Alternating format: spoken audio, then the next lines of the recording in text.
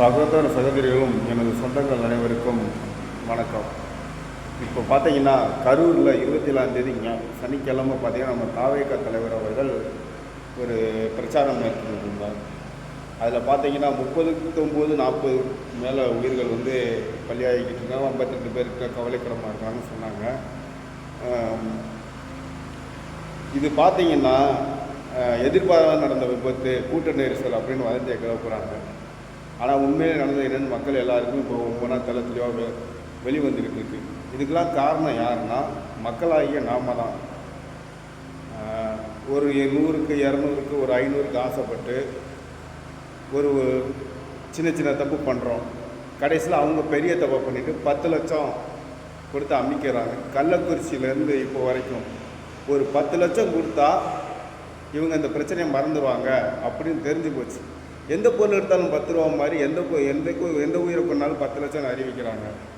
இது எப்படி இருக்குது தெரியுமா?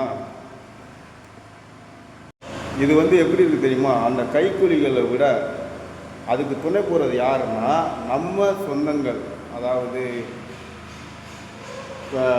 எந்த ஒரு உயிர் போன அந்த உறவினர்கள், இத்தனை உயிர் போயிருக்கு அந்த உறவினர்கள் தான் காரணம். அவங்க கொடுக்குற 10 லட்சத்தை நீங்கள் வாங்குறது தான். நம்ம என்ன தப்பு பண்ணாலும் இவனுங்க 10 லட்சத்தை வாங்கிட்டு அமைதியாக இருந்துக்கிடுவானுங்க, நான் நீலி கண்ணீர் வடிப்பானுங்க, மீடியா வரும்போது நீலி கண்ணீர் வடித்து நம்ம தப்பிச்சுக்கலாம் அப்படிங்கிற ஒரு தைரியத்தில் திரும்ப திரும்ப தப்பு பண்ணிக்கிட்டு இருக்காங்க. இனிமேல் இந்த மாதிரி ஒரு விவகாரம் நடக்கக்கூடாதுன்னா அந்த 10 லட்சம் கொடுக்க வர்றானுங்க பார்த்தீங்களா, எல்லா தப்பையும் கண்ணுக்கு தெரிஞ்ச பண்ணிவிட்டு 10 லட்சம் கொடுக்க வர்றவங்களையும் அந்த இதுக்கு உதவியாக இருக்கிறது அதிகமாக உங்கள் சொந்தக்காரங்களை உங்கள் கூட பழகிற ஒருத்தன் தான் இந்த இதை அவங்களுக்கெல்லாம் சொல்கிறான். எல்லாத்தையும் செருப்பால் அடிங்க. 10 லட்சம் வாங்காதீங்க. நீங்கள் வாங்குகிற ஒவ்வொரு 10 லட்சமும் அடுத்தடுத்து அவங்க ஒவ்வொரு உயிரை கொண்டு 10 லட்சம் தந்தால் போதும் அப்படின்னு நினப்பாங்க. ஏன்னா அங்கே இருக்கிறவங்க சொல்கிறாங்க, ஃபஸ்ட்டு ஜென்ரேட்டர் கட் ஆகிருக்கு, பவர் கட் ஆகிருக்கு, அப்புறம்தான் போலீஸ். அது போலீஸாக என்னன்னு தெரியலை. அவனுக்கு போலீஸாக இருந்தானுங்கன்னா பொதுமக்கள் திருப்பி அடிக்கிற காலம் வெகு தொலைவில் இல்லை. நீங்கள் போட்டிருக்க சட்டையை நீங்களே காப்பாற்றிக்கோங்க. தடியடி அடித்து 50 உயிர்களை கொண்டிருக்கீங்க. அது போலீஸ் மாதிரி ஆசாமிங்களான்னு தெரியலை. கன்ஃபார்மாக தெரியட்டு அதுக்கடுத்து அவங்களை நான் வச்சுக்கிறேன். முதல்ல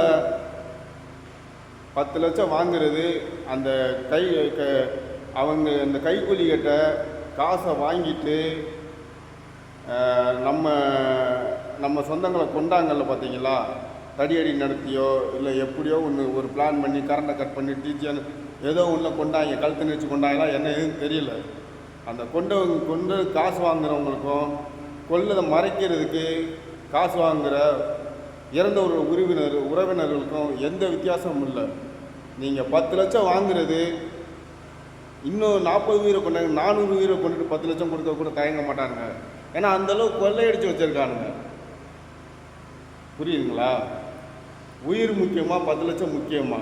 போன உயிருக்கு என்ன பதில்ன்று சட்டையை பிடிச்சி கேளுங்க. செருப்பை கொண்டு 4 பேர்த்தை அடிச்சிங்கன்னா அந்த நாயை 10 லட்சம் கொண்டு வராது. பண்ணுறதே பண்ணிவிட்டு போலி நாடகம் ஆடி அழுகுறானுங்க. கூத்தாடின்னு சொல்லிட்டு கூத்தாடி மாதிரி நடிக்கிறது யார்? இந்த நாயிங்க.